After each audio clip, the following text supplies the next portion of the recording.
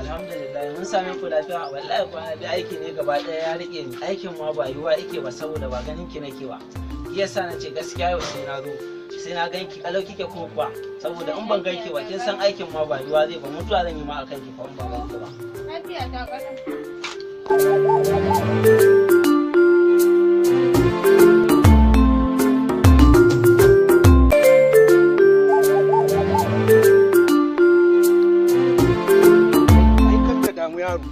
Za ka ci arziki ka ba arziki wallahi.